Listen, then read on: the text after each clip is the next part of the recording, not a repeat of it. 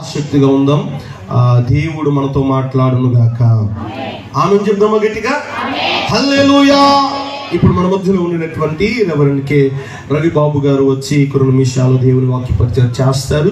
దయచేసి అందరూ కూడా నిశ్శబ్దంగా దేవుని వాక్యాన్ని మనం విందాం. చప్పట్లు కొడుతూ సేవకులను మనం ఆహ్వానించుకుందాం. హల్లెలూయా. అందరం చేతులు దేవుని మహిమపరుస్తాం. హల్లెలూయా. దేవుని పరిశుద్ధ నామానికి స్తోత్రములు. కూడి వచ్చిన మీ అందరికీ మన ప్రభువును రక్షకుడైనటువంటి యేసుక్రీస్తు శ్రేష్ఠ నామములో వందనాలు తెలియజేస్తున్నాను. మరి ఈ యొక్క దినమున ఈ గ్రామానికి ఆబోతుల దిబ్బ, అదే కదండి, ఆబోతుల దిబ్బ అనేటువంటి వాస్తవంగా మారుమూల గ్రామము. మరి అలాంటి గ్రామానికి కూడా దేవుడు తన దాసులు ఆశీర్వాదం గారి ద్వారా దేవుని యొక్క పరిచయం తీసుకొచ్చి మీ అందరి జీవితాలను ధన్యము చేస్తాడు. దేవుని యొక్క సువార్త ఏ ప్రాంతానికి వెళుతుందో ఆ ప్రాంతంలో జీవితాలు బాగుపడతాయి, చీకటి పారద్రోలబడుతుంది. అందుకనే జీవితాలు బాగుపడతాయి, చీకటి పారద్రోలబడుతుంది. కాబట్టి సాతానుడికి ఇష్టం ఉండదు. ప్రియమైన బిడ్డలారా, మరి దేవుడు మిమ్మల్ని కూడా తన పరిశుద్ధాత్మ ద్వారా మిమ్మల్ని అందరినీ కూడా ఇక్కడికి ఆకర్షించాడు, తన వైపుకి ఆకర్షించాడు. ఈ యొక్క ప్రాంతంలో గొప్ప పరిచర్య జరగడానికి దేవుడు కృప చూపించాడు. అందరి బట్టి దేవునికి స్తుతులు. మరి ఆహ్వానించినటువంటి సేవకులు రెవరెండ్ ఆశీర్వాదం గారిని బట్టి దేవునికి స్తుతులు. మధ్యాహ్నము వారు నేను మాట్లాడుకున్నప్పుడు వారి పరిచర్య, ఘనమైన పరిచర్య, వాస్తవంగా ఒక మాట చెప్పాలంటే అపోస్తులిక పరిచర్యను వారు చేస్తున్నారు. అనేక సంఘాలు వారు స్థాపించి ఆత్మలు రక్షించి సంఘ కాపులను సిద్ధపరుస్తున్నటువంటి గొప్ప పనిని, పరిచర్యను దేవుడు వారికి అప్పగించారు. ఈ పరిచర్యలో ముందుకు పోతూ ఇంక అనేక మంది సేవకుల్ని వారు ఏం చేయాలంటే తయారు చేయడమే కాకుండా అనేక ప్రాంతాలలో సంఘాలు దేవుడు కట్టడానికి తన సేవకుని వాడుకుందును గాక. ఆమేన్, ఆమేన్, హల్లెలూయా. మరి బ్లెస్సింగ్, విక్టర్ బ్లెస్సింగ్, మరి నా విద్యార్థి, తన బట్టి దేవునికి స్తుతులు. మంచి విద్యార్థి, మరి ఇప్పుడు దేవుని యొక్క పరిచయంలో వాడబడుతున్నాడు. అందరిని బట్టి, తన అక్కని బట్టి కూడా దేవునికి వందనాలు చెల్లిస్తున్నాను. మనకు సమయము ఇది ఉంది, కొంచెము 10 అవుతుంది కాబట్టి త్వరగా దేవుని యొక్క వాక్యానికి వెళ్దాం. ఎంతమంది సిద్ధంగా ఉన్నారు వాక్యం వినడానికి? సిద్ధమేనా? హల్లెలూయా, హల్లెలూయా. వాక్యము చదువుకుందాము. మార్కు సువార్త, అందరము త్వరగా మార్కు సువార్త 1వ అధ్యాయము 40 నుంచి 45 వచనాల వరకు ఉన్నటువంటి లేఖన భాగాన్ని మీకు ఈ రాత్రి కాలంలో వివరించాలని కోరుతున్నాను. అయితే ఒక మాట మాత్రం చదువుతాను. 41వ వచనంలో ఉన్నటువంటి మాట, ఆయన కనికరపడి చెయ్యి చాపి వాని ముట్టి, నాకిష్టమే, నీవు శుద్ధుడవు కమ్మని వానితో చెప్పెను. ప్రార్థన. పరిశుద్ధుడానికి స్తోత్రములు. ఈ రాత్రి కాల సమయంలో ఈ గ్రామం పట్ల నీవు కలిగి ఉన్నటువంటి నీ ఆలోచన, ఉద్దేశాలను బట్టి నీకే వందనాలు. నేను మిమ్మల్ని గురించి ఉద్దేశించిన సంగతులు సమాధానకరమైనవని సెలవిచ్చిన దేవానికి స్తోత్రములు. నాయన, నీ సమాధాన సత్య స్వార్థని ప్రాంతానికి నడిపించి మీరందరి జీవితాలను వెలిగించారు. మీకు వందనాలు. అందరి నిమిత్తమైన దాసుని మీరు వాడుకున్నారు. ఈ రాత్రి కాల సమయంలో రేపు మరి నాయన ఆదివారం వరకు జరిగేటువంటి సభలను బట్టి నీకు వందనాలు. ఈ రాత్రి నాయన నీ దాసులను మరుగుపరచండి. నీ వాక్యము తేటగా దేవా స్పష్టముగా శక్తితో అధికారముతో బయలుపెట్టడానికి కృపను దయచేయండి. ప్రతి అంధకార దురాత్మ శక్తులను యేసు అధికార నామములో గద్దిస్తున్నాను ప్రభా. నీ కార్యం ఈ ప్రాంతంలో నిరాటంకముగా జరుగునుగాక. దేవానికి స్తోత్రములు. వాక్యం అందిస్తుండగా వాక్యమైన మా పరలోకపు తండ్రి, మీరు హెచ్చవలసి ఉన్నది, వాక్య సేవకులని నేను తగ్గవలసి ఉన్నదని యేసు శ్రేష్ఠ నామములో ఈ ప్రార్థన అడిగి వేడుకొంచున్నాము తండ్రి. ఆమేన్, ఆమేన్, హల్లెలూయా.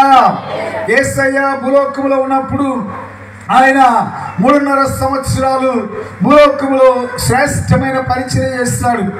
ఆయన ప్రార్థన చేస్తాడు, అదే సమయంలో ఆయన పరిచయం కూడా చేస్తాడు. మరి మార్కు సువార్తలో ఇక్కడ మార్కు భక్తుడు, ఈ యొక్క మార్కు వాస్తవంగా మరి యేసయ్య శిష్యుడు కాదు. ఆ పేతురికి సన్నిహితుడు ఆయన యేసుక్రీస్తు గురించి, అమ్మ ఇటు వినండి, యేసుక్రీస్తు గురించి ఒక సువార్త రాస్తాడు. సువార్త అంటే అర్థం ఏంటంటే యేసుక్రీస్తు జనన, జీవిత, మరణ, పునరుత్థానాల వార్తే సువార్త. మరి యేసయ్య గురించి రాస్తాడు. ఈయన వాస్తవంగా ఈయన చేతులు పొట్టి చేతులు, పొట్టి వేళ్ళు, మనం కొంతమందిని చూస్తాం కదా, ఆ పొట్టి వేళ్లతో మనకు ఒక పొట్టి సువార్తను ఇచ్చాడు. ఆ సువార్త రాస్తూ యొక్క మార్కు యేసుక్రీస్తు చేసిన అద్భుతాల గురించి, ఎందుకంటే అనేక విషయాలు మాట్లాడటానికి సమయం లేదు కాబట్టి యేసయ్య చేసిన అద్భుతాల గురించి ఈ మార్కు భక్తుడు రాస్తాడు. వాస్తవంగా ఒకానొక సమయంలో గొప్ప సేవకుడు అపోస్తలుడు పౌలు చేత తిరస్కరించబడ్డాడు. ఆ తర్వాత బర్నబా తను సరిచేసిన తర్వాత తిమోతిని గురించి పౌలు అంటాడు, తిమోతి జాన్ మార్కు గురించి, జాన్ మార్కుని నీ వెంట పెట్టుకుని రమ్ము, అతడు నాకు ప్రయోజనకరమైన వాడు అంటాడు. ప్రియదేవుని బిడ్డలారా, మన దేవుడు మనం ఒకసారి తప్పిపోయినా కానీ మరలా తిరిగి ఆయనకు రావాలని నీకు రెండవ అవకాశం ఇచ్చేవాడు. అట్టి అవకాశము దేవుడు ఇవ్వకున్నట్లయితే ఈ రోజు బైబిల్ గ్రంథములో, జీవ గ్రంథములో మార్కు సువార్త ఉండేది కాదు. ఆయన రాస్తూ యేసయ్య చేసిన ఒక అద్భుతాన్ని మన కొరకు ఇక్కడ చాలా చక్కగా గ్రంథస్థం చేస్తాడు. ఆయన బ్రతికున్న దినాల్లో అనేక మంది ఆయన యొద్దకు వచ్చారు. జన సమూహములు కుప్పలు కుప్పలుగా, సమూహాలుగా, తండాలుగా ఆయన వెంబడించారు. కొంతమంది ఆయన వెంబడించకుండా ఆపటానికి ప్రయత్నం చేసి జనములందరూ ఆ ప్రయత్నాలు విఫలమైనప్పుడు వారు అంటారు, ఇగో చూడము, లోకమంతా కూడా ఆయన వెంట వెళ్ళింది, మన ప్రయత్నములు ఎలాగూ నిష్ప్రయోజనమైన వారి. ఎందుకంటే యేసయ్య మనుషులకు కావలసిన ఆధ్యాత్మిక, భౌతిక, మానసిక, ఆర్థిక పరమైన ప్రతి అవసరత కూడా ఆయన తీరుస్తున్నాడు. కాబట్టి చూడండి, జనములు ఎంత ఆపడానికి ప్రయత్నం చేసినా కానీ వారి సాధ్యము కాలేదు. అప్పుడు అంటున్నారు, చూడము, మన ప్రయత్నములు ఎట్లు నిష్ప్రయోజనములు అయిపోయినవో, లోకమంతా ఆయన వెంట వెళ్ళిందని చెప్తున్నాడు. ప్రియదేవులారా, ఇక్కడ ఒక కుష్ఠరోగి, జన సమూహమురాల కుష్ఠరోగి యేసయ్య దగ్గరికి వచ్చి ఒక మాట అంటున్నాడు, నీకు ఇష్టమైతే ఏమంటున్నాడు, నన్ను శుద్ధినిగా చేయమంటున్నాడు. మరి యేసయ్య ఏమన్నాడు? యేసయ్య ఏమన్నాడు తెలుసా? నాకు ఇష్టమే అన్నాడు. నాకు ఇష్టం లేదు పో అన్నాడా? యేసయ్య దగ్గరికి వచ్చేవాళ్ళు ఎవరు నాకు ఇష్టం లేదు పో అన్నాడు మనమంతా. కానీ యేసయ్య నాకు ఇష్టమే, నువ్వు శుద్ధుడు కమ్మంటాడు. శుద్ధుడయ్యాడు, వెళ్ళాడు. అయితే ఇక్కడ చూడండి, ఈ రాత్రి కాల సమయంలో రెండు విషయాలు మీతో మాట్లాడి ఇష్టపడుతున్నాను. కృప, కృతజ్ఞత. ఏం చెప్పండి? కృప, కృతజ్ఞత. Grace and gratitude. కృప, కృతజ్ఞత.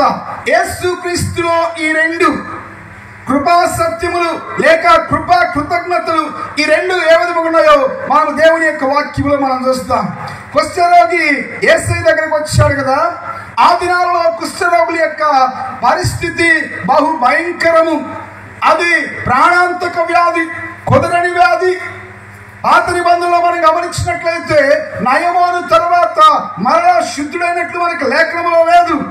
మరి ఒకసారి ఒక వ్యక్తికి కుష్ఠపడ ఉన్నదని యాజకుడు నిర్ధారణ చేసినట్లయితే ఆ వ్యక్తి ధనవంతుడైనా, అందగాడైనా, ఆయనకి అన్ని ఉన్నప్పటికీ కూడా ఏం చేయాలంటే తన కుటుంబాన్ని, తనకున్న సమస్తాన్ని విడిచిపెట్టి గ్రామానికి వెలుపల, ఊరి వెలుపల ఏమీ లేని వాడిగా బ్రతకాలి. మరి అలాగే ఒకవేళ అతడు గ్రామంలోకి రావాలంటే వచ్చేటప్పుడు ఏమని చెప్పాలి తెలుసా? అపవిత్రుడను అపవిత్రుడను అపవిత్రుడనని కేకలు వేసుకుంటూ రావాలి. ఎవరు ఆయన దరిదాపులోకి రావడానికి ఇష్టపడరు, ఆయన దగ్గరికి వెళ్ళడానికి ఎవరు ఇష్టపడరు. అయితే ఈ కుష్ఠరోగికి ఒక ధైర్యం కలిగింది. ఇదిగో నేను వెళుతున్నది మనుషుల దగ్గర కాదు, నేను వెళుతున్నది కుటుంబం దగ్గర కాదు, నేను వెళుతున్నది యాజకుల దగ్గర కాదు, నేను వెళుతున్నది మెస్సియా దగ్గరకు వెళుతున్నాను.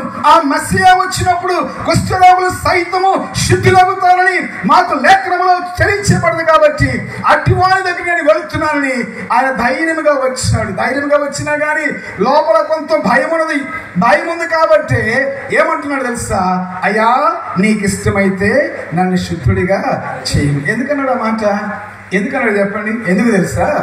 ఎప్పుడైతే ఈ కుష్ఠరోగము, ఈ కుష్ఠపడ తనలో వచ్చిందో అప్పటి వరకు బాగా ప్రేమించిన కుటుంబానికి దూరం అయ్యాడు, సమాజంలో ఉన్న అందరికీ దూరం అయ్యాడు.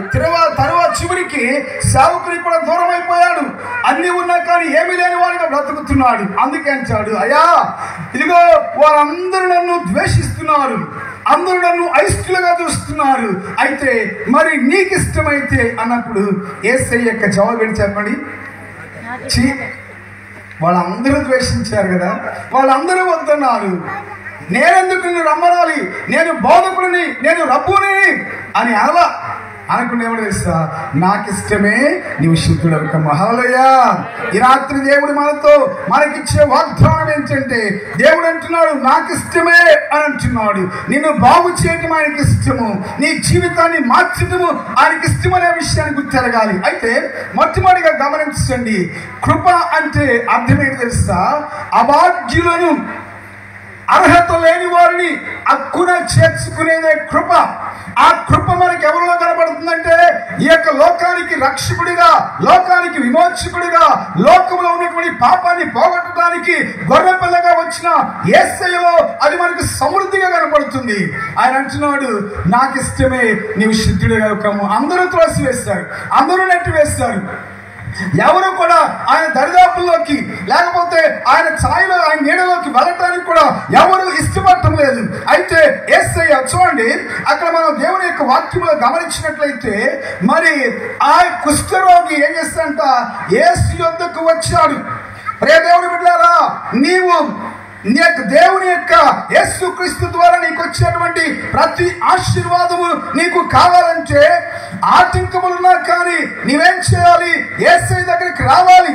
కుష్ఠరోగికి తెలుసు రాకూడదని, అయినప్పటికీ కూడా ఎన్ని ఆటంకాలున్నా, మనుషులు వద్దన్నా కానీ నేనేం చేస్తాను తెలుసా, ఆయనను హక్కున చేర్చుకుంటాడు, ఆయనను అంగీకరిస్తాడు కాబట్టి నేను ఆయన ఎదుకు వెళతానని ఆయన వచ్చాడు. ఇదేం తెలుసా, ఆయన సాహసముతో ఒక అడుగు ముందు వేస్తాడు. మనం కూడా ప్రభు యొద్ద నుండి వచ్చే ఆశీర్వాదాలు కావాలంటే మనం కొన్ని కట్టుబాట్లు, కొన్ని నియమాలు వదిలి ఆయన దగ్గరికి వచ్చినప్పుడు ఆయన మనల్ని చేర్చుకుంటాడు. వచ్చాడంట, వచ్చి ఏం చేస్తాడు? మోకరించాడు. యేసయ్య దగ్గరికి వచ్చేటప్పుడు నీవెంత గొప్పవాడైనా కానీ ఏం చేస్తా, తగ్గించుకోవాలి. తను తాను తగ్గించుకునేవాడు చెప్పండి హెచ్చింపబడును. ఆయన తగ్గించుకొని వచ్చాడు. మూడవది యేసయ్య దగ్గరికి వచ్చి ఒక మాట అంటాడు, ఏమని తెలుసా? నీకు ఇష్టమైతే చెప్పండి నన్ను శుద్ధినిగా చేయగలవంటాడా, చేయమంటాడా? చేయగలవంటాడు కదా. మనమేమంటాం చెప్పండి? చేయి ప్రభు అంటాడు. చేయగలవంటే అర్థమేంటి తెలుసా? ఈయనకు మాత్రమే సాధ్యము, అది ప్రాణాంతకమైన వ్యాధి. చూడండి, ఒక మాటలో చెప్పాలంటే భయంకరమైన ఎయిడ్స్ లాంటిది. అప్పుడు మరి కరోనా టైంలో మనల్ని బాగా ఇబ్బంది పెట్టిన ప్రాణాంతకమైన కరోనా వ్యాధి లాంటిది. మరి అలాంటి వ్యాధి కూడా ఈయన బాగు చేయగలడు, ఈయన శుద్ధిగా చేయగలడని నమ్మి యేసయ్య దగ్గరికి వచ్చినప్పుడు యేసయ్య అతన్ని సిగ్గుపరచలా, అతన్ని త్రోసివేయలా, అతన్ని నిరాకరించలా. ఏమన్నాడు తెలుసా? నాకు ఇష్టమే చెప్పండి నీవు శుద్ధుడవు. అంటే యేసుక్రీస్తు ద్వారా మనకు అనుగ్రహించబడిన కృపలో ఉన్నటువంటి గొప్పతనము, ఆ కృపలో ఉన్నటువంటి ప్రత్యేకత ఏంటంటే ఎవరినైనా ఆయన హక్కును చేర్చుకుంటాడు. ఏ భేదము లేదు. నీవు చిన్నవాడవా, పెద్దవాడవా, లేకపోతే నల్లవాడవా, తెల్లవాడవా, నీవు ఏ జాతికి చెందావు అనేటువంటి అలాంటి తారతమ్యాలు, అలాంటి భేదములు ఏమీ లేకుండా నీవు ఇగో ఈ కుష్ఠరోగి వచ్చినట్లు ఆయన ఎద్దుకు వచ్చి ఆయన శరణు వెళ్ళినట్లయితే, ఆయన ఆశ్రయాన్ని కోరినట్లయితే నిశ్చయముగా ఆయన ఏం చేస్తాడు తెలుసా? తన హక్కున చేర్చుకుంటాడు. హల్లెలూయా. కృప అంటే ఏంటి తెలుసా? అభాగ్యులను హక్కున చేర్చుకునేది. నాకు ఇష్టమే నీవు శుద్ధుడవు కమ్మని చెప్పాడు కదా. అందరూ నిరాకరించారు, అందరూ త్రోసిపుచ్చారు, చివరి కుటుంబం కూడా త్రోసివేసింది. కానీ యేసయ్య తన హక్కున చేర్చుకున్నాడు. ఒకటి. రెండవది, మరి తర్వాత మీరు గమనించండి ఏమైంది? 42వ వచనంలో వెంటనే కుష్ఠరోగము వారిని విడిచిన కనుక వాడు శుద్ధుడాయను. మరి కుష్ఠరోగం ఉన్నప్పుడు ఎక్కడున్నాడు చెప్పండి? ఊరి వెలుపల ఉన్నాడు, కుటుంబానికి దూరంగా ఉన్నాడు, సమాజములకు దూరంగా ఉన్నాడు, చివరికి సంఘానికి కూడా దూరంగా ఉన్నాడు. మరి ఇప్పుడు శుద్ధుడయ్యాడు. ఎక్కడ ఉంటాడు చెప్పండి అమ్మా? ఎక్కడ ఉంటాడు? ఇప్పుడు కూడా ఊరి వెలుపలే ఉంటాడా? ఇప్పుడు కూడా అంటరాని వారిగా ఉంటాడా? ఇప్పుడు కూడా అస్పృశ్యునిగా ఉంటాడా? ఎప్పుడు కూడా వెలివేయబడిన వాడిగా ఉంటాడా? లేదు. ఏమైంది? శుద్ధుడైన తరువాత ఒకసారి యాజకుడు నీవు శుద్ధుడవు అని ప్రకటించిన తరువాత ఏమవుతుంది తెలుసా? ఆయన మరలా తిరిగి ఎక్కడికి వెళ్తాడు? తన కుటుంబంతో కలుస్తాడు, తన ఇంటిలోకి వెళతాడు. రెండవదిగా కృప అంటే అర్థమేంటి తెలుసా? మునుపు దూరస్తులను ఏం చేస్తుంది? సమీపస్తులుగా చేసింది. హల్లెలూయా, హల్లెలూయా. ఈయన అంతకు ముందు కుష్ఠరోగం వచ్చినప్పుడు ఎక్కడున్నాడు చెప్పండి? దూరముగా ఉన్నాడు. అన్ని ఉన్నప్పటికీ కుటుంబానికి, సమాజానికి, సంఘానికి అన్నిటికీ దూరంగా ఉన్నాడు. కానీ ఇప్పుడు జాగ్రత్త గమనించినట్లయితే ఆ యొక్క కుష్ఠరోగం నుంచి ఎప్పుడైతే శుద్ధుడయ్యాడు వెంటనే మళ్ళా తన కుటుంబంతో కలిసిపోయాడు. దేవుణ్ణి ఆత్మతో సత్యముతో ఆరాధించడానికి అవకాశం కలిగింది. ఎఫెసీ పత్రికలో పౌలు అంటాడు, ఎఫెసీ పత్రిక ఆ యొక్క పత్రికలో క్రీస్తు ద్వారా, క్రీస్తు వలన, క్రీస్తులో అనేటువంటి మాట 36 పర్యాలు పౌలు వాడుతాడు. క్రీస్తు ద్వారా విశ్వాసికి వచ్చినటువంటి ఆశీర్వాదము. అక్కడ ఏమంటాడు తెలుసా? మునుపు దూరస్తులు. ఎవరి గురించి మాట్లాడుతున్నాడు? అన్యులు. అన్యులంటే ఎవరు చెప్పండి? ఆ రోజుల్లో యేసయ్య బ్రతుకున్నటువంటి రోజుల్లో రెండుగా విభజించబడింది, యూదులు, అన్యులు. యూదులంటే దేవుణ్ణి తెలుసుకున్నటువంటి వారు, అన్యులంటే దేవుణ్ణి ఎరగిన వారు. యూదులంటే వాస్తవంగా అర్థం ఏంటంటే దేవునికి ముఖము చూపు అని అర్థం. మరి అన్యులం అంటే మనము కూడా అన్యుల జాబితాలో ఉన్నాం. దేవునికి వెనుక భాగం చూపేటువంటి వారు, దేవుని చూడటానికి ఇష్టపడేటువంటి మనము. ఇప్పుడు ఏం చేస్తాడు తెలుసా? యేసయ్య వచ్చిన తర్వాత మనందరం కూడా దేవుని యొద్దకు వెళ్ళేటువంటి గొప్ప అవకాశము యేసుక్రీస్తు ద్వారా మనందరికి కలిగింది. హల్లెలూయా. యేసులో ఉన్నటువంటి గొప్పతనం అదే. మునుపు దూరస్తులము అంటే ఆ యొక్క ఎఫెసీ పత్రిక పౌలు, ఆ పత్రిక పౌలు అంటాడు, వాగ్దానము లేని వారు, నిబంధన లేని వారు, నిరీక్షణ లేని వారు, అదే విధముగా దేవుడు లేని వారు. మీరు తర్వాత చదవని సమయం లేదు కాబట్టి నేను వారి దగ్గరికి వెళ్తున్నా. మా 2వ అధ్యాయము 12, 11, 10, 11, 12 వచనాలలో లేనివారు, లేనివారు, లేనివారు అనేటువంటి మాట మనకు కనబడుతుంది. లేనివారంటే మనకు అర్థం ఏంటి చెప్పండి? ఏంటి అర్థం ఏంటమ్మా లేనివారంటే? చెప్తారా? ఏంటి చెప్పండి? డబ్బులు లేని వాళ్ళు కదా కదా. ఇక్కడ యేసయ్య వచ్చిన తర్వాత ఏం చేశాడు తెలుసా? లేని వారిని ఉన్నవారిగా చేశాడు. హల్లెలూయా. అంటే ఏంటి? ఇదిగో ఇప్పుడు మనం యేసుక్రీస్తు ద్వారా మనకి వాగ్దానం ఉన్నది. యేసుక్రీస్తు ద్వారా మనకు దేవుడు ఉన్నాడు. యేసుక్రీస్తు ద్వారా మనకు నిరీక్షణ ఉన్నది. యేసుక్రీస్తు ద్వారా జాగ్రత్తగా గమనించండి, ఆత్మ సంబంధమైన ప్రతి ఆశీర్వాదమును దేవుడు మనకు అనుగ్రహించాడు. ఇప్పుడు నిజంగా ధనవంతులు మనమే. అవునగా చెప్పండి? ధనవంతులని మీరు? ధనవంతులని అర్థమవుతున్నాయి నా మాటలు? అర్థమవుతున్నాయా? ఎంతమంది ధనవంతులు చేతులు ఎత్తండి. ధనవంతులు అంటే మీరు ఏమనుకుంటారు తెలుసా? డబ్బున్న వాళ్ళే అనుకుంటున్నారు కదా. డబ్బున్న వాళ్ళే అనుకుంటున్నారు. అక్కడ ఏమని తెలుసా? లేనివారు, లేనివారు, ఏమి లేని డబ్బు లేనివారు అనిలా. మీరు ఒకసారి చదువుతాను, ఎందుకంటే మీకు అర్థం కావాలి కాబట్టి చదువుతాను. రండి, ఎఫెసీ పత్రిక 2వ అధ్యాయము ఒకసారి చదివితే మీకు అర్థమవుతుంది. ఎఫెసీ పత్రిక 2వ అధ్యాయం 11 వచనం. కాబట్టి మునుపు శరీర విషయంలో అన్యజనులయ్యుండి అన్యులమైన మన గురించి మాట్లాడుతున్నాడు. శరీరమందు చేత్తో చేయబడిన సున్నతి గలవారు అనబడిన వారి చేత సున్నతి లేనివారు, ఒకటి లేనివారు, సున్నతి లేనివారు. తర్వాత ఆ కాలమందు ఇశ్రాయేలుతో సహపరులు కాక పరదేశులను, వాగ్దానం లేనివారు, నిబంధన లేనివారు, నిరీక్షణ లేనివారు, లోకములో దేవుడు లేనివారు. అంటే వాళ్ళ దేవుడు వాళ్ళకు ఉన్నారులే, పౌలకు ఉన్నటువంటి దేవుడు లేడు. ఇదిగో ఇవన్నీ లేని వారిని ఇక్కడ డబ్బు లేని వారు అన్నాడా? చెప్పండి. మనకైతే లేని వాళ్ళు అనగా ఏం గుర్తొచ్చింది చెప్పండి? ఏం గుర్తొచ్చింది చెప్పండి? డబ్బు లేని వాళ్ళనే గుర్తొచ్చింది కదా. ఇక్కడ అంటే యేసుక్రీస్తు ద్వారా ఈ లోకానికి వచ్చే ప్రతి ఆశీర్వాదము, వాగ్దానము లేని వారము. ఇప్పుడు యేసయ్య ఏం చేస్తాడు తెలుసా? దూరస్తులమైన మనల్ని, లేని వారిని మనల్ని ఉన్నవారిగా చేసినట్లు దేవుని యొక్క వాక్యంలో మనం చూస్తున్నాం. హల్లెలూయా, హల్లెలూయా. ఈ పౌలు రాస్తూ ఆయన మరొక పత్రికలో ఏమంటాడు తెలుసా? నేను క్రీస్తును సంపాదించుకునే నిమిత్తము సమస్తమును నష్టముగా ఎంచుకున్నానని చెప్తాడు. అంటే అర్థం ఏంటి? పౌలు సంగతి మీకు తెలుసా? ఇదిగో పౌలు అనేటువంటి వ్యక్తి మునుపు ఆయన యూదుడిగా ఉండి, మతోన్మాదిగా ఉండి, క్రైస్తవ మతాన్ని భూమి మీద లేకుండా అంతరింపం చేయడానికి విశ్వ ప్రయత్నాలు చేసినటువంటి వ్యక్తి. ఆయన రక్షించబడ్డ తర్వాత అంటాడు, నేను క్రీస్తుని సంపాదించుకునే నిమిత్తము సమస్తమును నష్టముగా. ఈ పౌలు ఏంటి తెలుసా? ఆగర్భ శ్రీమంతుడు. ఆగర్భ శ్రీమంతుడు అంటే తెలుసు కదా. మనకు కొన్నిసార్లు నడమంత్రపు సిరి వచ్చింది. నడమంత్రపు సిరి అంటే మధ్యలో అనుకోకుండా లాటరీ తగులుతూ వచ్చేదో, లేకపోతే అనుకోకుండా నీకు వచ్చేది నడమంత్రపు సిరి. పౌలు అలాగూ నడమంత్రపు సిరి గలవాడు కాదు, ఆగర్భ శ్రీమంతుడు. ఆయన పుట్టుకతోనే ధనవంతుడు. మరి అట్టివాడు ఏం చేస్తున్నాడు? ఆయన ధనాన్ని ఒక పండితుడు లెక్క కడితే అప్పట్లోనే ఆయన 65,000 కోట్ల రూపాయలకు వారసుడు. ఎలన్ మాస్క్ పనికిరాడు, బిల్ గేట్స్ పనికిరాడు. అంత గొప్ప ఐశ్వర్యవంతుడు, ధనవంతుడు. ఏమంటున్నాడు తెలుసా? నేను క్రీస్తు నిమిత్తము సమస్తం, క్రీస్తుని సంపాదించుకునే నిమిత్తము సమస్తమును నష్టముగా ఎంచుకున్నాను అంటున్నాడు. హల్లెలూయా. అంటే ఏంటి తెలుసా? నిజమైన ఆస్తి అంటే ఏంటి తెలుసా? యేసయ్యను కలిగి ఉండటమే నిజమైన ఆస్తి. హల్లెలూయా.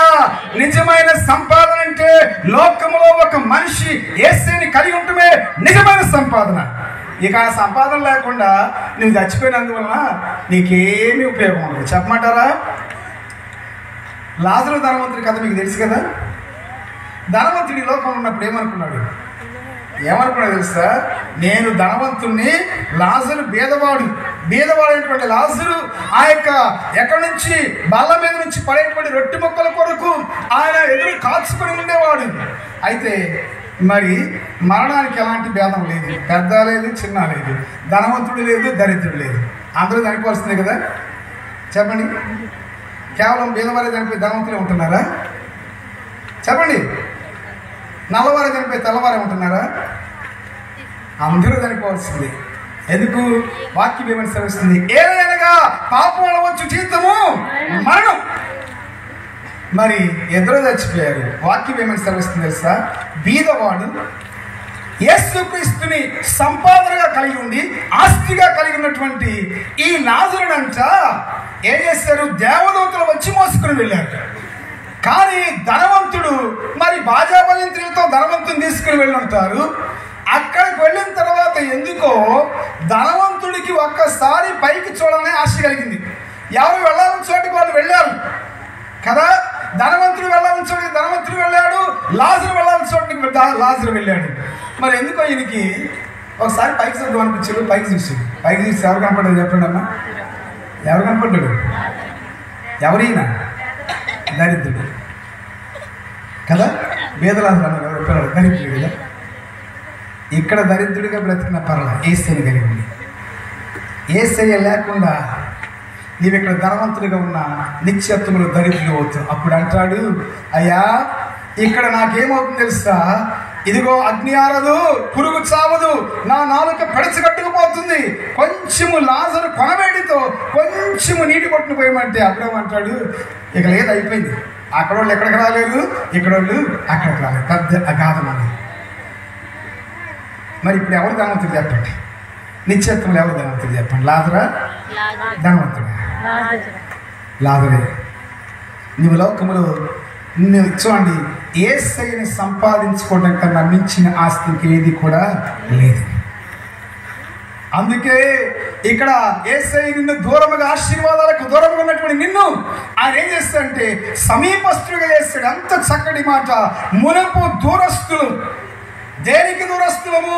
యేసుక్రీస్తు ద్వారా వచ్చే ఆత్మ సంబంధమైన ప్రతి ఆశీర్వాదానికి మనము దూరస్తులు. మరి అట్టి దూరస్తుని ఇప్పుడు ఏం చేశాడు తెలుసా?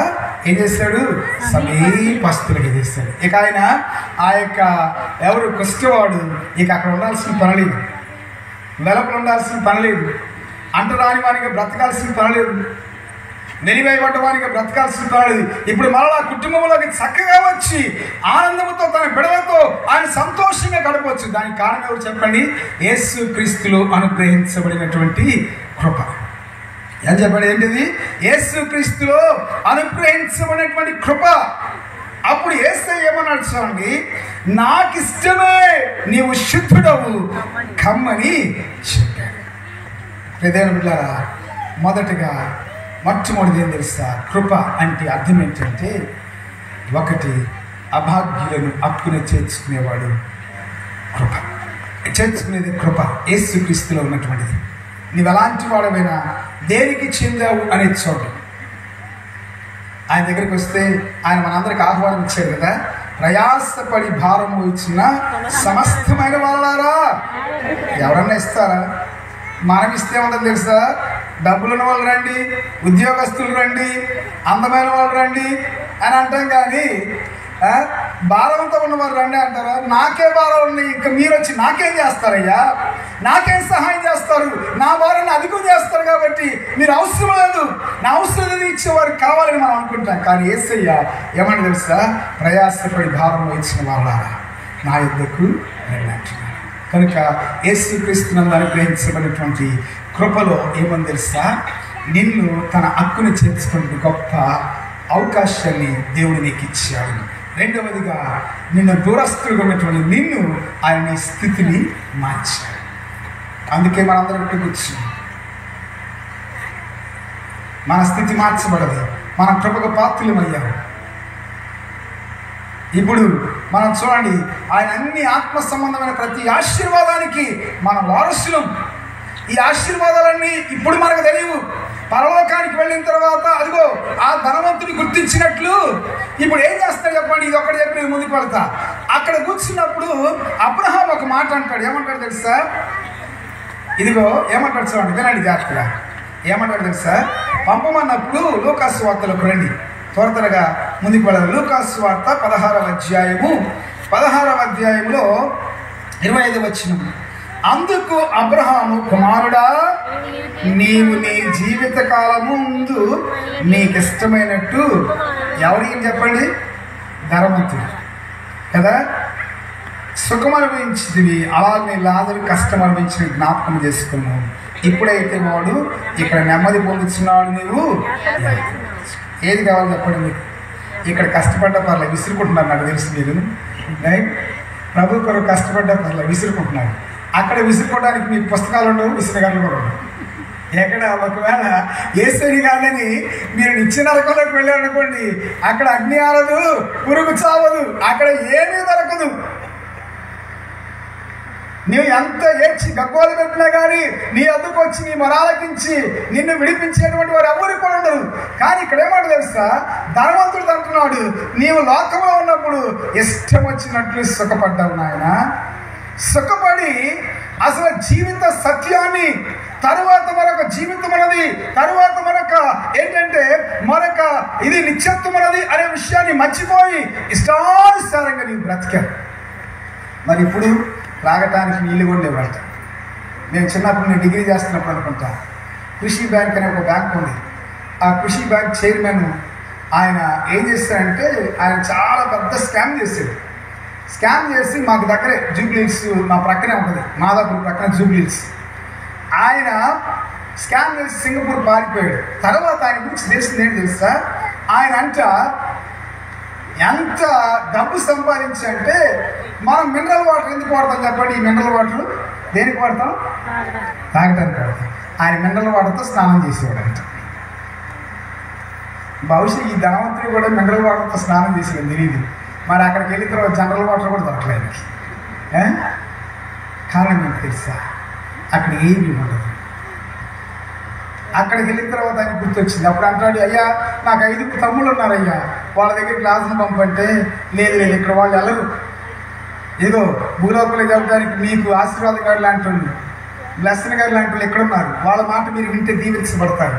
ఎవరో వచ్చి కొంతమంది అంటారు కదా, నాకు దేవుడే దిగి వచ్చి చెప్తే నేను నమ్ముతానంటారు. దేవుడు దిగి వస్తే నువ్వు తట్టుకోగలవా? నువ్వు చూడగలవా ఆయన్ని? దేవుని యొక్క సేవకులు మీ కొరకు ఇక్కడ ఏర్పాటు చేశారు.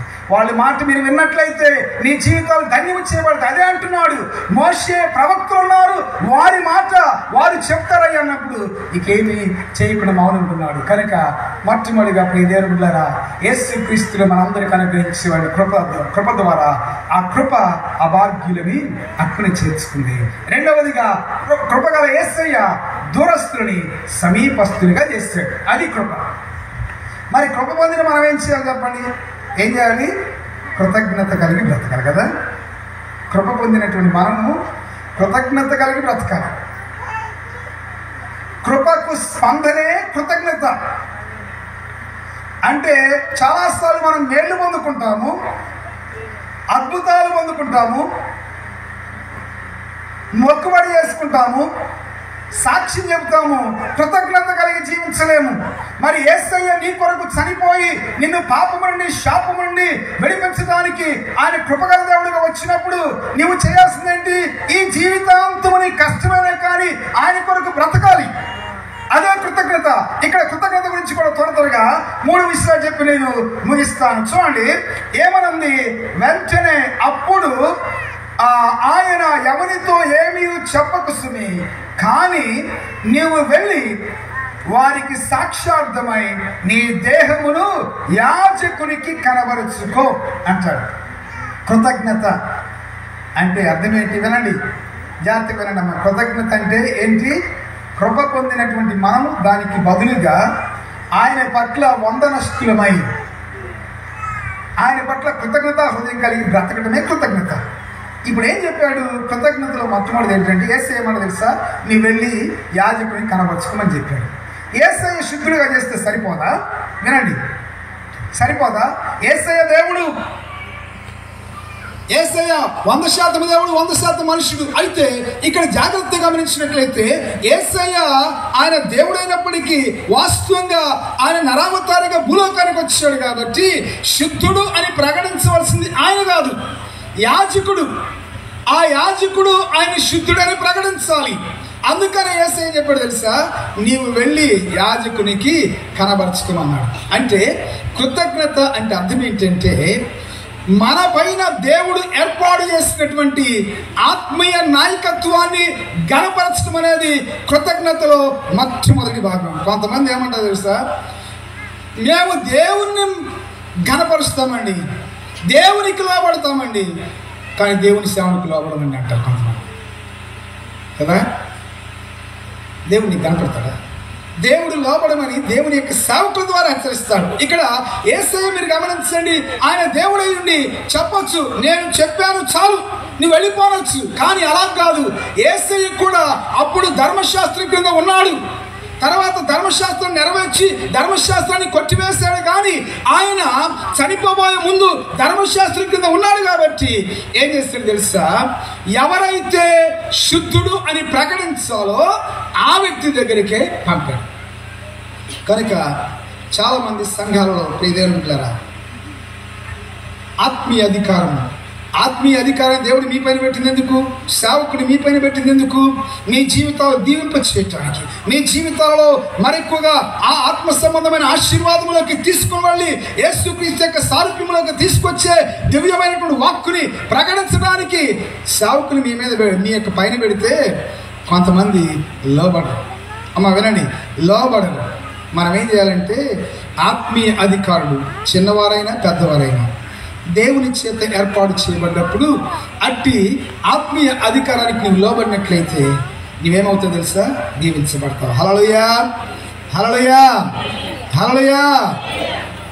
లోబడతారా? చెప్పండి.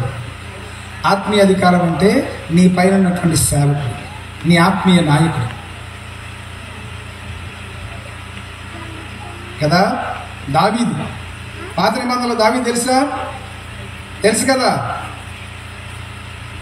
సౌలు దొరికినప్పుడు చూడండి, కొన్నిసార్లు మీరు గమనించినట్లయితే సౌలుని ఇదిగో సౌలు వెంటాడుతున్నాడు. సౌలు వెంటాడుతుంటే దేవుడు దావీదుని సౌలుకి అప్పగించేదానికి బదులు సౌలును దావీదుకి అప్పగించాడు. అప్పుడు దావీదు అంటాడు, అభిషిక్తుని నేను చెప్పండి నేను ముట్టను, అభిషేక్తుని నేను ముట్టను. ఆ ప్రక్కన్నటువంటి అభిషేక్ అంటాడు, ఇదిగో దేవుడే నీకు అవకాశం ఇచ్చాడు, నువ్వు ఎందుకు చేదార్చుకుంటావు? ఎటు నీ అంట పడుతున్నాడు కదా అంటే లేదు దేవుడు అభిషేకించిన వాడిని నేను ముట్టనని వెళ్ళిపోయాడు. అప్పుడు అంటాడు తర్వాత దావీదు చూస్తున్నాడు, దావీదు నాయనా నాకంటే నీవే గొప్పవాడవైన సౌలు ఆయన కొనియాడాడు. కనుక నీ పైన ఉన్నటువంటి ఆత్మీయ అధికారానికి ప్రియ దేవుని బిడ్డలారా నీవు ఖచ్చితంగా లోబట్టమనేది కృతజ్ఞతలు భాగం. చిన్నవారైనా పెద్దవారైనా నీ ఆశీర్వాదం కొరకు దేవుడు వారిని నీ మీద ఏర్పాటు చేస్తాడు. వారు విద్య ఉన్నా లేకపోయినా కానీ దేవుని చేత అభిషేకించిన వారు, దేవుని యొక్క పని చేయడానికి దేవుడు ఆ యొక్క ప్రాంతంలో వారిని పెట్టాడు కాబట్టి అట్టి వారిని గనపరిచినట్లయితే నీవు దేవుని గనపరిచినట్లే. మరి దావీదుకి ఏమీ తక్కువ గల. అలాగే ఒకవేళ చంపినట్లయితే దావీదు పాపాన్ని మూట కట్టుకునేవాడు, దానికి బదులు దేవునికి అప్పగించాడు. మరి దావీదుని దేవుడు ఎంతగా ఆశీర్వదించాడు తెలుసా? దావీదుని ఆశీర్వదించినట్లుగా ఇశ్రాయేలు దేశంలో పరిపాలించిన ఏ రాజును కూడా దేవుడు ఆశీర్వదించలా. తర్వాత దేవుడు అంటాడు, నా పితృడైన దావీదు వలె నీవు నాకు యథార్థముగా లేవంటే అర్థమేంటి తెలుసా? నా యొక్క ప్రజలను పరిపాలించే రాజు ఉన్నట్లయితే అతడు దావీదు వలె ఉండాలని దావీదు నాయకత్వానికి కొలమానముగా ప్రామాణికంగా పెట్టాడు. కారణం ఏంటి తెలుసా? తనపైన నాయకత్వాన్ని ఏం చేశాడు? ఘనపరిచాడు. ఘనపరుస్తారా? అర్థమవుతుందా? మీ పైన నాయకత్వం ఎవరు చెప్పండి? ఎవరు ఆత్మీయ నాయకులు? ఎవరు? మీ సేవకులే. అర్థమవుతున్నాయి మన మాటలు? అర్థమవుతున్నాయా? మీ సేవకులు. వారిని మీకోసం నిత్యము ప్రార్థన చేసేవారు, కన్నీరు పెట్టేవారు, మీ రక్షణలో నడిపించేవారు. వారిని ఘనపరచాలి. తర్వాత రెండవదిగా కృతజ్ఞత అంటే ఏంటో మనం చూడండి. కావున నీ వెళ్ళి వారికి సాక్షార్థమై నీ దేహము యాజకుని కనబరుచుకొని అని అన్నాడు. నీవు శుద్ధుడమైనందుకు మోషే నియమించిన కానుకను సమర్పించమన్నాడు కదా. ఆ దినాలలో ధర్మశాస్త్ర ప్రకారం ఏంటి తెలుసా? వారి యొక్క స్తోమతను బట్టి, వారి యొక్క తాహతను బట్టి, పేదవాడైనా ధనవంతుడైనా కానీ వారికున్న ఆర్థిక స్తోమతను బట్టి ఏం చేయాలంటే కృతజ్ఞత చెల్లించాలి. మోషే నియమించిన కానుకను వారు ఇవ్వాలి. కృతజ్ఞత అంటే రెండవది అర్థం ఏంటి తెలుసా? దేవునికి చెందవలసిన వాటిని మనం దేవునికి ఇవ్వాలి. హల్లెలూయా, హల్లెలూయా. ఏమి ఇవ్వాలి చెప్పండి? ఇవ్వాలంటే చాలాసార్లు మనం కానుక అనుకుంటాం, సమయాన్ని కూడా మనం దేవునికి ఇవ్వాలి. అమ్మ దేవుడు వారంలో మనకి ఎన్ని రోజులు ఇచ్చాడు చెప్పండి? 7 రోజులు ఇచ్చాడు కదా. 7 రోజుల్లో 6 రోజులు నా మందిరానికి రండి అంటున్నాడు దేవుడు. రైట్? ఒకరోజు ఆదివారం, అది కూడా రోజు అంతా ఆదివారం అంతా మీరు చర్చిలో ఉంటున్నారా? కొంతమంది ఆదివారం చర్చికి రావడానికి కూడా కష్టం అవుద్ది. 2 గంటలు 6 రోజులు మీకోసం కష్టపడండి. విశ్రాంతి దినం కాదు నేను చెప్పేది, పాత నిబంధన. ఆదివారం పునరుత్థాన దినం. 6 రోజులు మీకోసం మీరు కష్టపడుకోండి. రాత్రి మీ దేహాలకు విశ్రాంతి కావాలి. 7వ దినమున పునరుత్థాన దినమున విశ్రాంతి కావాలి. తీసుకొని నా యొద్దకు రండి, నన్ను ఆరాధించమని దేవుడు చెప్తుంటే అది కూడా మనం తీసుకుంటాం. దేవుడేమో 7వ దినం నా యొద్దకు రండి అని చెప్తే సాతానుడు కొత్త కాన్సెప్ట్ వచ్చాడు. ఏంటి తెలుసా? ఓటీ అంటే ఓవర్ టైం. సాతానుడు ఏం చేస్తాడు? మీరు ఆదివారం పనికి వస్తే మీకు ప్రతిరోజు వచ్చే కూలి 1000 రూపాయలు అయితే మీకు 3000 ఇస్తానంట. Bumper offer. సరేనని మనం పరిగెత్తాము, కానీ ఎలా పోయితే మనకు తెలియదు. ఆ 3000 రూపాయల కోసం వెళ్ళేవనుకోండి, ఏదో రోగమో రూపం వచ్చింది, 3000కి 6000 రూపాయలు పోతుంది కదా. అడిగేది దేవుడు ఏది అడిగినా కానీ న్యాయంగానే అడుగుతాడండి. ఏది అడిగినా కానీ ఆయన న్యాయవంతుడు, అన్యాయవంతుడు కాదు. 7 రోజులు నీ కోసం చేసి వారంలో ఒక్కరోజు, అది కూడా కొద్ది సమయం నాకు ఇచ్చి నా యొద్దకు వచ్చి నన్ను ఆత్మతో సత్యముతో ఆరాధించడని చెప్తుంటే ఈ రోజుల్లో అది కూడా తక్కువైపోతుంది. అన్నిటికీ సమయం ఉంటుంది. దేనికి ఉండలేదు తెలుసా? దేవుని మందిరానికి రావడానికి సమయం ఉంటుందా? ఈరోజు ఇక్కడ ఒక పెద్ద తెర పెట్టి ఏదైనా సినిమా వేసామనుకోండి, కన్ను ఆర్పకుండా చూస్తారు. మీరంటే మీరు కాదులే, మామూలుగా మనం. అక్కడ వినోదం ఉంటుంది కదా. మరి దేవుని వాక్యము ప్రార్థన అంటే సాతాను రానివ్వడు. విసురుకొని కూడా విసురుకోరు. ఎందుకంటే ఆ బొమ్మ ఎక్కడ తప్పిపోయిద్దని. దేవుని బిడ్డలారా, దేవుని యొద్దకు వస్తే దేవునికి చెందవలసిన సమయం దేవునికి ఇస్తే అది నుంచి ఏమనుంది? వాక్యంలో ఏమని చెప్పడం మనకు బాగా ప్రార్థన చేసేటప్పుడు కూడా చేస్తామని తెలుసా? నీ మందిరావడంలో ఒక్క దినము గడుపుట ప్రార్థన చేస్తా, మరి పాటిస్తున్నావా? కృతజ్ఞత ఏంటి తెలుసా? నీవు దేవునికి చెందవలసిన సమయాన్ని దేవునికి. ఇలాంటి ప్రత్యేకమైన కోడికలు, ఆదివారపు ఆరాధన, వారపు కోడికలు ఉన్నప్పుడు దేవుని యొద్దకు నువ్వు రావాలి. రెండవదిగా దేవునికి చెందవలసినటువంటి ధనము కూడా మనం ఇవ్వాలి. కృతజ్ఞత. ఇక్కడ కూడా న్యాయవంతుడు చెప్పండి. ఏంటి, ఎంత అడుగుతున్నాడు? 100 రూపాయలు ఎంత అడుగుతున్నాడు? 90 రూపాయలు అడుగుతున్నాడా? అడుగుతున్నాడు చెప్పండి. అమ్మ మాట్లాడుతున్నారు, అర్థమవుతున్న మాటలు ముగిస్తా, మీరు స్పందిస్తే త్వరగా ముగిస్తా. ఎంత అడుగుతున్నా తెలుస్తా? 10 రూపాయలు. 10వ భాగం మాత్రం అడుగుతున్నాడు. కొంతమంది ఏమన్నా తెలుసు, ఈ రోజుల్లో ఈ అనవసరమైనటువంటి వాటిని మనం వినొద్దు. అది పాత నిబంధనకు సంబంధించిందని కొంతమంది, మరికొంతమంది అసలు ఈ యొక్క విశ్వాసానికి సంబంధించిన వారు కూడా మాట్లాడుతున్నారు. యేసయ్య ఏమని చెప్పాడు తెలుసా? కొన్నిటి గురించి మాట్లాడుతూ ఏమన్నా తెలుసా? అది మానక మేము కొత్తిమీరలో పుదీనాలో ఆ 10వ వంతు ఇస్తున్నామని వాళ్ళు గొప్పగా చెప్పుకుంటే యేసయ్య ఏమని తెలుసా?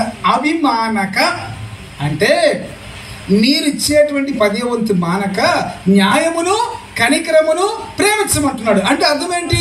యేసయ్య కూడా 10వ భాగాన్ని ఆమోదించాడు. మరి అది ఎందుకు తెలుసా?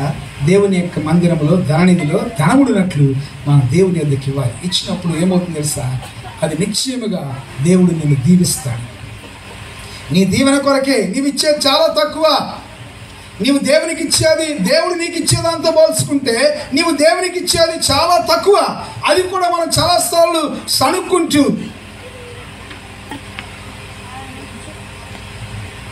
ఇస్తూ ఉంటాం. ఏసేమన్నది? సణుగుకొనకయు బలవంతముగా కాకయు ఉత్సాహముగా ఇచ్చేవారిని ఆయన ప్రేమించును అని దేవుని యొక్క వాక్యం సెలవిస్తుంది. కనుక ప్రియ దేవుని బిడ్డలారా, సమయమే కాదు, మనకున్నటువంటి ధనము దేవుని యొక్క రాజ్య వ్యాప్తి నిమిత్తము మరి సేవకులు అనేక ప్రాంతాలలో స్వార్థ పరిచయం చేసి సంఘాలు కట్టాలి, మందిరాలు కట్టాలి అనేటువంటి దృఢమైన సంకల్పంతో ఉన్నారు. దానికి మనము, దేవుని యొక్క బిడ్డలమైన మనము, కృతజ్ఞత కలిగిన మనము ఆయనకు ఇచ్చినట్లయితే దేవుడు దీవిస్తాడు. ఇక మూడవది చెప్పి నేను ముగిస్తాను. కృతజ్ఞత అంటే ఏంటో నేను ముగిస్తాను. ఇక్కడ ఏమనుందంటే అక్కడ జాగ్రత్తగా గమనించండి. కావున నీ వెళ్ళి అని చెప్పి చివరికి ఏమంటాడు? మోషే నియమించిన కానుకలు సమర్పించమని వాడు ఖండితంగా చెప్పి వాడిని పంపివేస్తాను. అయితే వాడు వెళ్ళి దాని గురించి విస్తారముగా ప్రకటించాను. ఇక్కడ యేసయ్య ఏమన్నాడంటే ఈ యొక్క అద్భుతాన్ని గురించి చెప్పొద్దన్నాడు. చెప్పొద్దనడానికి గల కారణం ఏంటంటే యేసుక్రీస్తు ప్రారంభ పరిచయలో ఉన్నాడు. 3.5 సంవత్సరాలు పరిచయం చేయాలి, ఆ తర్వాత శిలువ మరణానికి వెళ్ళాలి. మరి యేసుక్రీస్తు మెస్సయ్య అని ఇప్పుడే గుర్తిస్తే ఆయన సిలువేస్తారు. ఆయన చేయవలసిన పని జరగదు. అందుకని ఏమని చెప్పాడంటే నీవు స్వార్థం చెప్పవద్దు, ఈ యొక్క అద్భుతాన్ని గురించి చెప్పవద్దు అన్నాడు. కానీ ఇప్పుడు మనము కృతజ్ఞత కలిగినటువంటి మనం ఏం చేయాలి తెలుసా? ఏం చేయాలి? స్వార్థ ప్రకటించాలి. యేసయ్య రెండవ రాకడ త్వరగా జరగాలంటే మనం ఏం చేయాలి తెలుసా? ఆయన గురించి స్వార్థ ప్రకటించాలి. ఒక భక్తుడు పౌలు యేసయ్య కూడా ఒక మాట అంటాడు. ఏమో తెలుసా? ఇదే మార్కు సువార్తలో 1వ అధ్యాయం 38వ వచనంలో ఆయన ఇతర సమీప గ్రామంలో నేను ప్రకటించినట్లు వెళదాము రండి, ఇందు నిమిత్తమే కదా నేను బయలుదేరి వచ్చి. ఎక్కడి నుంచి బయలుదేరి వచ్చాడు యేసయ్య? అమ్మ వింటున్నారా? ఎక్కడి నుంచి బయలుదేరి వచ్చాడు? నేను హైదరాబాద్ నుండి బయలుదేరి వచ్చాను మీకు ఒక 40 నిమిషాలు 45 నిమిషాలు వాకింగ్ చెప్పడానికి. మరి యేసయ్య ఎక్కడి నుంచి బయలుదేరి వచ్చాడు? పరలోకం నుంచి భూలోకం. ఎంత దూరం ప్రయాణం చేశాడు? నేను రామగుండంలో ఉన్నాను. నేను రామగుండం పేరు వేసవికాలంలో అగ్నిగుండం, అది మామూలుగా ఉండదు. అక్కడి నుంచి ఇక్కడికి వచ్చేలోపు నా పని అయిపోయింది. మరి యేసయ్య పరలోకం నుంచి భూలోకానికి ఎందుకు వచ్చాడు తెలుసా? ఇతర గ్రామాలకు వెళ్ళి స్వార్థ ప్రకటించడానికి. కృప పొందినటువంటి మనము ఆయన గురించి మనం సాక్ష్యం చెప్పాలి. మరి పౌలు అంటాడు ఒక చక్కటి మాట, అయ్యో స్వార్థ ప్రకటించని ఎడలా నాకు శ్రమ అంటాడు. ఎప్పుడన్నా అన్నారు అయ్యో అని? ఇప్పుడు ఆశీర్వాదం గారు మీకు భోజనం పెట్టకుండా అంతా అయ్యో అంటారు కదా. అయ్యో నేను స్వార్థ ప్రకటించలేకపోతున్నానే. ఇప్పుడు కొన్ని స్వార్థ విషయాల ద్వారాలు ముయ్యబడవచ్చు, కానీ వ్యక్తిగత స్వార్థం మనం చేయాలి, ఆత్మలు మనం రక్షించాలి. ఇదే పౌలు ఏమంటాడో తెలుసా? ఈ పౌలు అంటాడు, ఫిలిప్పీ పత్రిక 1వ అధ్యాయము 4వ అధ్యాయం 1వ వచనం చదవండి. ఇక నేను ఒక 10 నిమిషాలు ముగిస్తాను. ఫిలిప్పీ పత్రిక 4వ అధ్యాయము 1వ వచనం చదవండి. కావున నేను అపేక్షించు నా ప్రియ సహోదరులారా, నా ఆనందమును ఏమన్నాడు చెప్పండి? నా ఆనందము. మీరందరూ ఎవరు చెప్పండి? అమ్మ చెప్పండి, మీరందరూ ఎవరు? నీ పాస్టర్ గారికి ఆనందం, నీ పాస్టర్ గారికి కిరీటం. పౌలు ఇది ఫిలిప్పీ సంఘాన్ని ఉద్దేశించి చెప్తున్నాడు. నా యొక్క మీరందరూ నా బిడ్డలు, మీరందరూ నా ఆనందం. ఎందుకంటే మిమ్మల్ని అందరినీ చీకట్లో నుంచి ఆశ్చర్యకరమైన వెలుగులోకి నడిపించాను. ఆనందమే కాదు, మీరేంటి తెలుసా? నా కిరీటం. కిరీటం ఏం చేసింది? తలకి అందాన్ని తీసుకొచ్చింది కదా, గౌరవాన్ని కూడా తీసుకొచ్చింది కదా. మరి ఎవరంటే ఆయన కిరీటాలు? ఎవరు చెప్పండి? ఎవరు?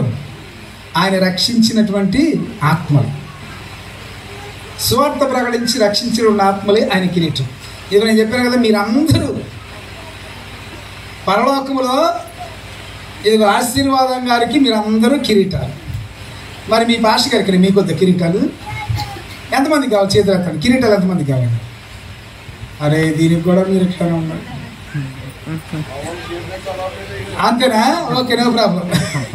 ఓకే, ఇదిగో ఇక్కడ నాకు బట్టతలు ఉన్నా పర్వాలేదు. ఇది ఎన్ని రోజులు ఉండదు. ఇంకా దేవుడు నాకు ఆయుష్ ఇస్తే 75 లేక 77 సంవత్సరాలు ఈ బట్టతలు ఉన్న మొత్తం ఇంటిలన్నీ ఊడిపోయి నాకేం ఇబ్బంది లేదు. ఇప్పుడు అప్పుడప్పుడు మా విశ్వాసులు సేవకులు అంటారు, అయ్యగారు మీరు విగ్గి పెట్టుకోండి అంటారు. విగ్గి పెట్టుకుంటే ఏమంటారు? ఇప్పుడు వరకు చూసిన వాళ్ళు ఇదేంటి అయ్యగారు ఎట్లా మారిపోయాడేంటి, కుర్రాడైపోయాడేంటి, విగ్గొద్దు ఏమొద్దు, నేను ఎట్లుండా నాకు పర్వాలేదు. ఎక్కడ బట్టతలు ఉన్న పరలోకంలో బట్టతలు ఉండకూడదు. రైట్? పరలోకంలో నాకు బట్టతలు ఉండకూడదు అంటే నువ్వేం చేయాలి చెప్పండి? ఆత్మను సంపాదించాలి. ఆత్మే నీకు కిరీటం. హల్లెలూయా. పౌలు అంటున్నాడు, నా ఆనందమును నా కిరీటము. చెప్పి నేను ముగిస్తా. ఆ క్రొత్త నిబంధనలో 2 రకాల కిరీటాలు ఉన్నాయి. డైడమ్ అనేది, రెండవది స్టెఫనోస్ అనేది. డైడమ్ అంటే వాస్తవంగా జాగ్రత్తగా గమనించండి. ఇప్పుడు ఆశీర్వాదం గారి యొక్క కుమారుడు బ్లెస్సన్, ఆ పాస్టర్ గారు కుమారుడు కాబట్టి ఆ యొక్క ఏది కాపరత్వం అనేది ఆయనకు వారసత్వం వచ్చింది కాబట్టి వారసత్వంగా వచ్చేటువంటి కిరీటాన్ని డైడమ్ అంటారు. కానీ స్టెఫనోస్ అంటే, స్టెఫను అంటే అర్థం ఏంటి తెలుసా? కిరీటం అని అర్థం. స్టెఫనోస్ అంటే అర్థం ఏంటి తెలుసా? కష్టపడి సంపాదించినటువంటి కిరీటం, కష్టపడి సంపాదించిన ఆత్మలు.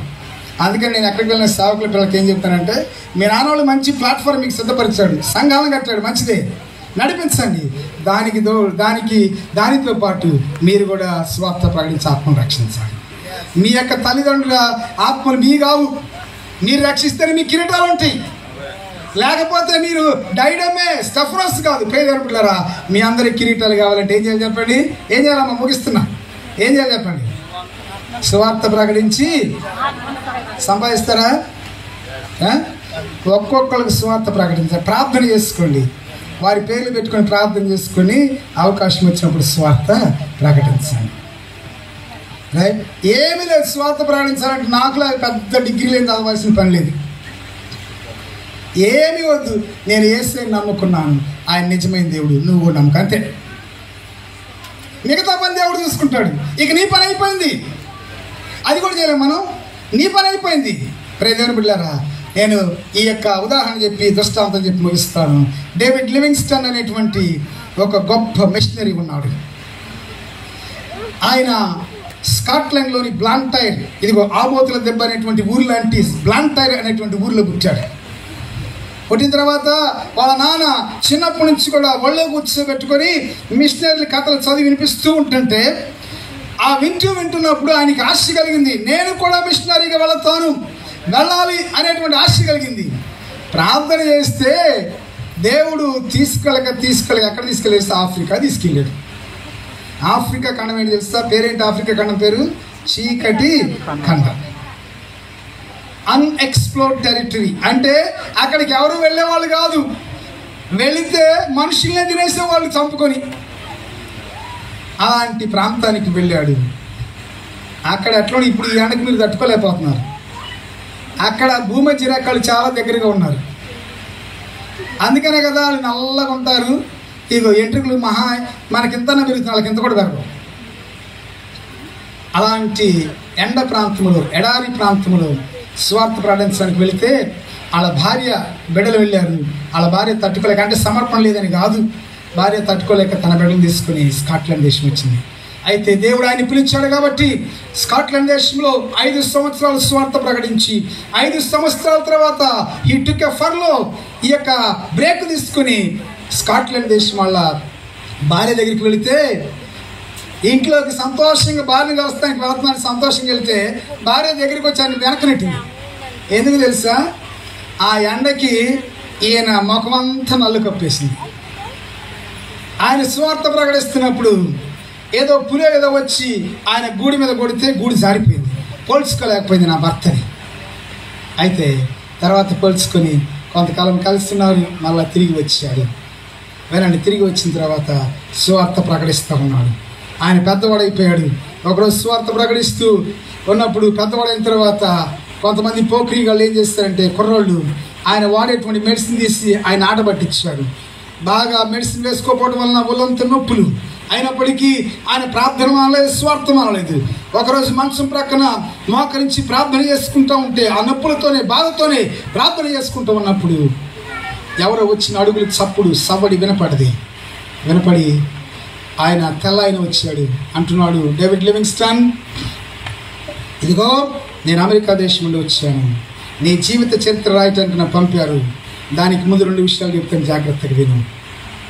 నేను ప్రపంచంలో అత్యంత కరుడు గట్టిన హేతువాదిని, నాస్తికుడిని, అంటే దేవుడు లేడని బలముగా నమ్మేటువంటి వాడిని. నన్ను మార్చడానికి ప్రయత్నం చేద్దని మొదటి షరతు చెప్పాడు. రెండవది అన్నాడు, ఎవరో నీ కోసం మందులు పంపించారంటే ముందు సంగతి ప్రక్కన పెట్టి మందులు ఇవ్వని చెప్పి మందులు వేసుకున్నాడు. మరలా స్వార్థ ప్రకటించడం మొదలుపెట్టాడు. ఇక ఇదిగో డేవిడ్ లివింగ్స్టన్ గారు ఎక్కడికి వెళుతుంటే ఆయన అక్కడికి వెళుతున్నాడు. 4 నెలలు అయిన తర్వాత మొత్తం అంతా తిరిగాడు. ఏమని చెప్పాడు చెప్పండి? వచ్చినప్పుడు నేను నాస్తికుడు అంటే అర్థం ఏంటి? దేవుడు లేడని. కొంతమంది వీళ్ళు కూడా కొన్నిసార్లు ఇది చేస్తాడు. ఒకరోజు నేను ఇట్లానే గ్లస్నలు చదువుతున్నప్పుడేనేమో నేను పరిగెత్తుకుంటూ టైం అవుతుందని బైబిల్ కాలేజ్కి వస్తూ ఉంటే ఒక ఆయన రాసుకున్నాడు టీషర్ట్ మీద, thank God I win atheist అని రాసుకున్నాడు. అంటే అర్థమేంటి తెలుసా? నేను నాస్తికుని, అందుకు దేవునికి వందనాలు. అసలు దేవుడే లేనప్పుడు దేవునికి వందనాలు చెప్పడం ఏంటి? కొన్నిసార్లు మనం వెరుగుతామని మనమే బయట పెట్టుకుంటాం, రైట్? అలా చెప్పిన ఆయన 4 నెలలు ఆయనతో పాటు తిరిగాడు. తిరిగి ఏమని చెప్పాడు చెప్పండి? నన్ను మార్చొద్దని చెప్పాడు కదా. 4 నెలలు తిరిగిన తర్వాత ఆయన జీవితాన్ని, ఆయన త్యాగాన్ని చూసి ఆఫ్రికా గడ్డ మీద మోకరించి, డేవిడ్ లివింగ్స్టన్ దేవుడి నిజమైన దేవుడు తన జీవితాన్ని యేసుకి సమర్పించాడు. చదవగలరా? ఆయన కేవలం మాట ద్వారా మాత్రమే కాదు, మాదిరి ద్వారా కూడా తన ఏం చెప్తాడంటే స్వార్థ ప్రకటించాడు. కనుక ఈ రాత్రి కాల సమయంలో ప్రియదేవులారా నేను ముగించబోతున్నాను. ఇదిగో కృప పొందాము. మనము అభాగ్యులము, పాపములు శాపములు బ్రతుకుతున్నటువంటి మనల్ని యేసే వచ్చి తన హక్కును చేర్చుకున్నాడు. మునుపు దూరస్తులను సమీపస్తులుగా చేశాడు. ఇప్పుడు అంటున్నాడు, నాకు ఇష్టమే నీవు శుద్ధుడవు కమ్మంటున్నాడు. అయితే మనము కృప పొందినటువంటి మనము కృతజ్ఞత కలిగి బ్రతకాలి. ఏంటి ఆ కృతజ్ఞత అంటే, నీ పైన దేవుడు ఎక్కి ఆత్మీయ అధికారం పెట్టాడు. ఆత్మీయ అధికారానికి లోబడి, వారు చిన్నవారైనా పెద్దవారైనా, పండితులైన పామరులైన వారికి లోబడి, తర్వాత దేవునికి చెందవలసిన సమయాన్ని, ధనాన్ని దేవునికి. మూడవదిగా దేవుని యొక్క సువార్తను ప్రకటించు. ఈ రాత్రి నేను ముగిస్తున్నాను. ఈ రాత్రి అందరూ తలలో వచ్చి కళ్ళు మూసుకోండి. ప్రభువా, ఆ యొక్క కుష్ఠవాడు పొందినటువంటి కృప నాకు కావాలి అన్నవారు మీ చేతులు పైకెత్తండి. ఆయన కృపనివ్వటానికి సిద్ధముగా ఉన్నాడు. అంటున్నాడు, నాకు ఇష్టమే అంటున్నాడు. ఆ కృపలో ఆరోగ్యం ఉన్నది. యేసు క్రీస్తులో అనుగ్రహించబడిన కృపలో నీకు ఆరోగ్యం ఉన్నది, ఆశీర్వాదం ఉన్నది, ఆత్మ సంబంధమైన ప్రతి ఒక్క దీవెన ఆ కృపలో దేవుడు పెట్టాడు. ఈ రాత్రి అట్టి కృప నాకు కావాలని వారు నీ చేతిని పైకెత్తడి ప్రియనుకున్నారా? కృపను పొందుకున్నటువంటి నేను ఇదిగో కృతజ్ఞత కలిగి ఈ లోకములో ఆయన కొరకు జీవిస్తాను, ఆయన బిడ్డగా జీవిస్తాను, ఆయన గురించి ప్రకటిస్తాను, ఆయనకి చెందవలసిన ఆయనకి ఇస్తాను అన్నటువంటి వారు మీరు చేతులెత్తి దేవుని మహింపరచండి. ఆయన శరీరధారి ఈ లోకానికి వచ్చాడు.